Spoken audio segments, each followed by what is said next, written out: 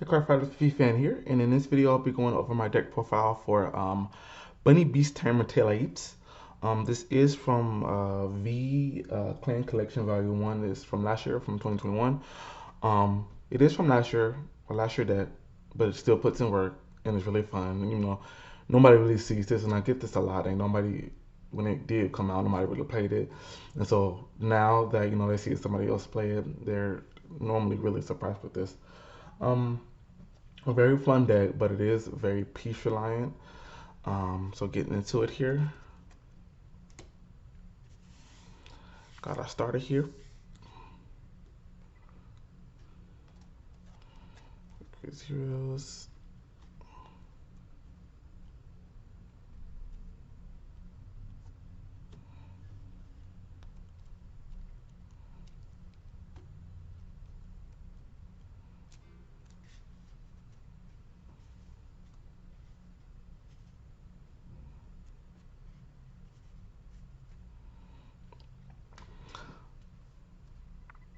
Right, so looking at this lineup here, you may be thinking this is kind of all over the place here. I got like two crits and fronts and stuff like that, but I do. There is a method to a madness.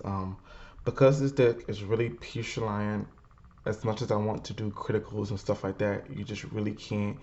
For you to be able to play this deck the most consistently, the most strongly, you have to be able to get your pieces. So I am running six. I am running six draws. Uh, because you're doing a lot of drive checks and you're obviously a cell clan, you have a lot of circles. I just find the front better. When I'm playing this deck, I'm looking to empty out my opponent's hand. With all of the decks now that have, all of this resource, replenishment, like nuts like Grand Blue and Gear Chronicle, I want to get their hand depleted as soon as possible. And then so you're looking at the crits and you're thinking, oh, well, why two crits? So your initial thought process when you see fronts is, oh, okay, I don't have to worry about guarding the vanguard because my opponent, I can see my opponent, is playing fronts. But in this case, gotcha.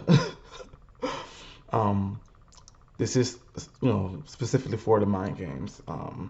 Your opponent thinking, oh yeah, well he's playing fronts, he won't have anything. I don't have to worry about it. Yes they do. And as soon as they see them, as soon as they see this, they're going to start, trying to guard. So you want to hold off showing this, later on in the game if you can. But it's nothing like your opponent not guarding you towards the end of the game because they see fronts and then getting hit with a crit. So great for mind games. They never see it coming.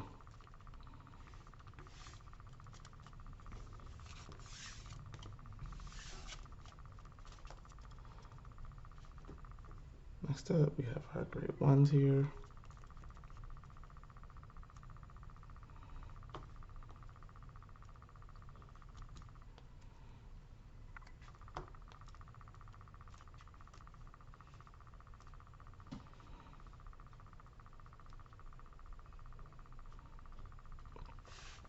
I'm running 16 grade ones. And I know you're looking at this and you're probably thinking like, what in the hell? But seeing as the Vanguard revolves around you having these bunnies, for power and stuff like that, I've decided to max out on the bunnies. I know a lot of people, just play maybe four of them, and play other cards. But if it ain't fixed, if it ain't broken, don't fix it. Like this is the most consistent way to play the deck now. We have Music Bunny here. Your This amazing card, your preferred grade run ride here. When you call him on Vanguard Circle, you check top 7 for Beast Tamer and add it to your hand. And then you add a card from your hand to Soul. So that's helps getting your bunnies into Soul. We have 4 Masquerade Bunny.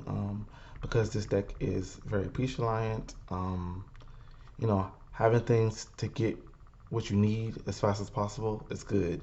Normally,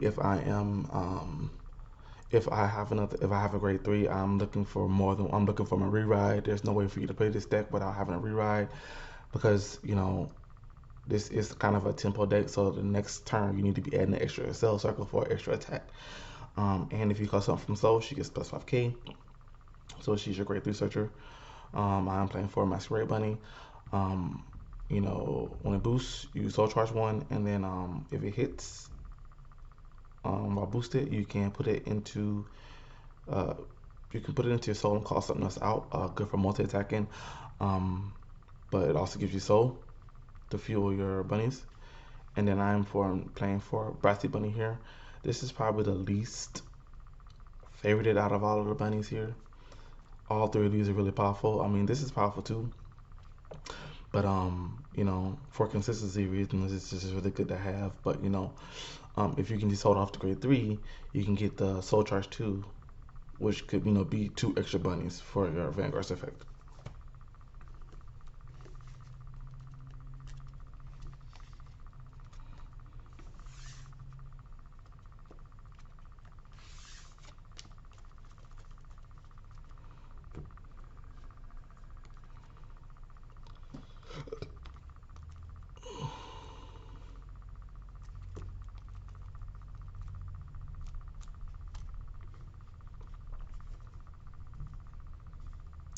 I am playing the standard 11 grade twos here.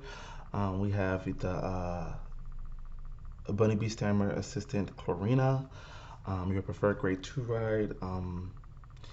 Uh, when you attack, if you have three or more bunnies, you can put a card into Soul and then call one out for multi attack. So it's good for multi attack here. And then most importantly, she helps with your grade three effect.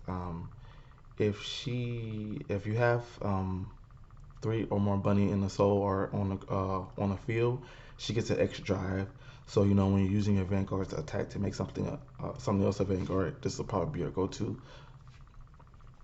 Next we have Emerald's Beast Tamer. Next best card. This enables your multi attacks because it clears a card that you've already attacked with. So when this attacks, you suck a card in and it gets plus 3k. So it helps you enable your multi attack and it gets a little bit extra power. And then we have three of the Baton Swirler. Out of all of the track profiles I've seen, I don't think I've seen I don't think I ever really see people play this card here. But because this deck, like I said, this deck is very piece reliant, I'm trying to run as much stuff to find the pieces that I need as possible. I'm really on the fence about this and this. I'm thinking I maybe want to run four of this and then three of this. But in testing, people know how much of a threat this is as far as like enabling multi attacks. So I find them getting rid of this sooner. So I'm thinking keeping this. But I really want my consistency. So I'm at an impasse with this stuff here. But I think for testing purposes, this has worked better for me.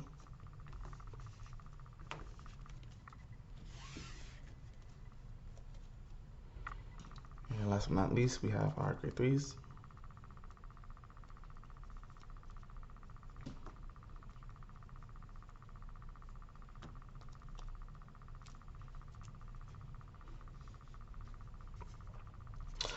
My lineup here, I'm playing 4, 8, 9, 10, 10 grade threes, and 4 being the Hill Guardians.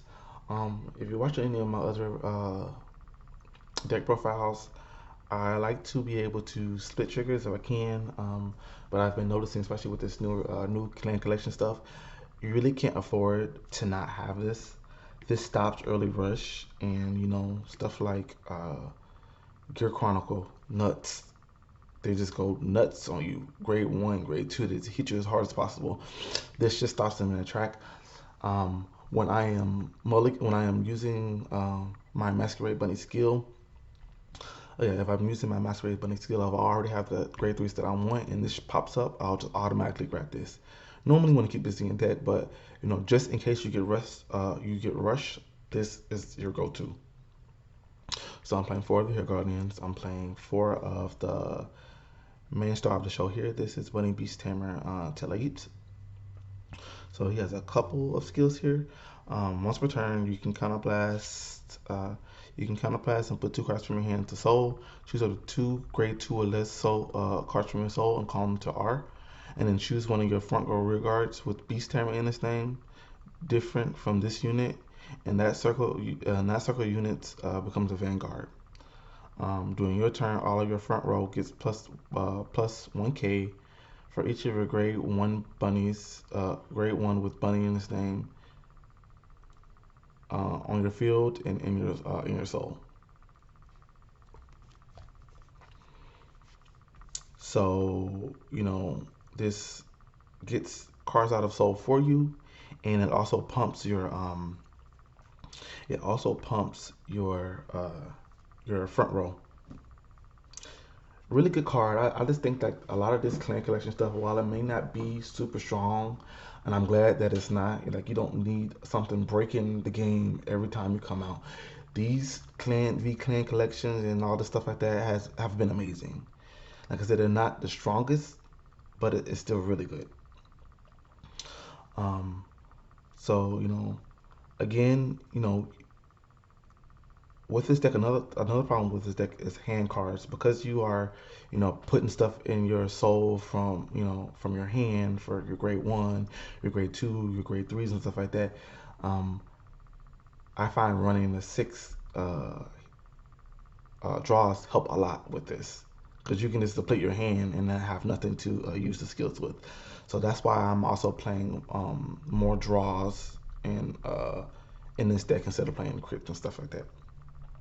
Like this one, requires you to put two units from your hand to your soul. I mean, you get two units out, but you don't have any. Your hand cards are going to be gone. And what if you want to use your Golden Beast Tamer skill or anything like that? You just won't be able to. I just think that the art's amazing. It's beautifully designed. I like the gameplay of the whole thing. It's very different.